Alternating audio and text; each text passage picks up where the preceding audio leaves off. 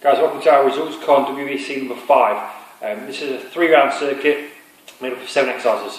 So it's quite a short one, but it does involve some quite tough exercises. So it is quite a hard circuit. Okay, so you do your first round, you rest for 1 minute, stop your clock, have your minute rest, start your clock, do round 2, say again, rest for a minute after that, and then restart the clock and do your third round. So again, you're going to record your times for your individual rounds as well as your total time at the end. Okay, so show the exercise again, show some of the techniques involved. A few of the exercises we've done already, things like the bench, squat and swing. There is some new exercises as well in there. Okay, so you start off this challenge with your barbell, and it's going to be 10 reps of your bench squats. Again, get yourself a step box or a bench, set it up at the height so when you get to the bottom of your squat, you're going to touch it with your backside. Make sure every rep that you're hitting the step, the reps to count. Okay, so again, load your bar up with a challenging weight for yourself for the 10 reps.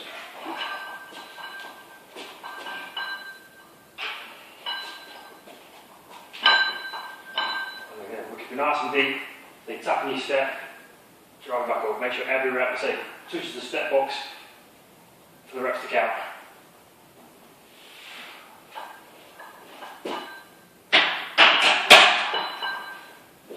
From your bench squats, put onto the kettlebell, and we're going to go high pulls. Okay, 10 high pulls. Now you're doing the reps from the ground this one, so it's not a swing and a pull, it's from the ground. So nice flat back, feet outside the kettlebell as we stand up. Draw your elbows up. Get the elbows just above your shoulders, come back down so every time you tap the floor with the weight. From your high pull, we're going to use suspension trainer and what's called a atomic press up. So set the cable to around about mid-calf height.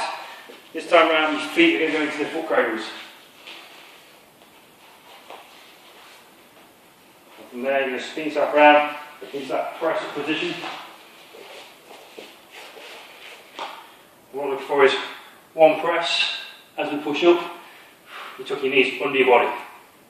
Just raising your hips slightly, get the knees right way in towards the chest.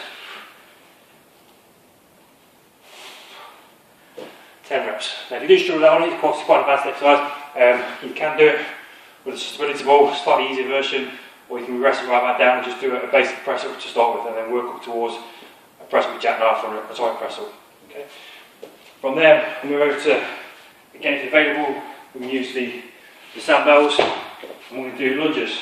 So all you do with the sandbell, you rest onto the shoulder, so your shoulder's on, you step off with the opposite leg,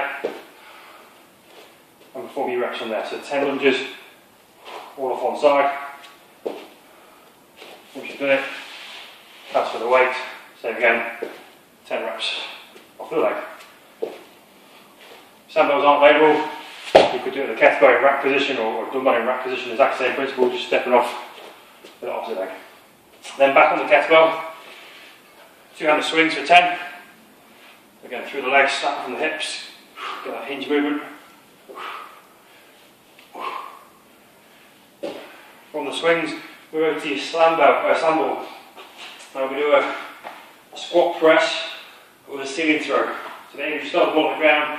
You're going to pick it up to your chest, deep squat as you come up, you're driving up, throw it above the head towards the ceiling. Make sure obviously once you release the ball, you step out, make sure the land back where it started, okay, so just straight up and down. And again, make sure that squat is as deep as you can get it. Now, in my studio, we've got a nice solid ceiling, it's not too high. So all I do is make sure every throw the ball hits the ceiling for the rep to count.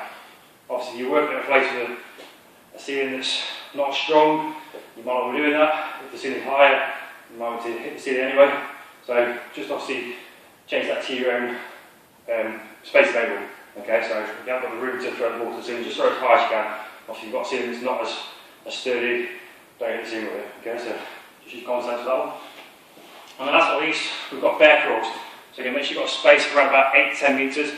So opposite arm to the leg, crawl down the room. Once you get to the end of the room, you get up, run back to your start position. That counts as one lap, drop down, go again. And it's 5 lots of bear crawls. Okay, so 10 everything else, 5 of the bear crawls, end your bear crawls, stop your clock, record your time for round 1, have your minute rest, then round 2. Same, and then round 3.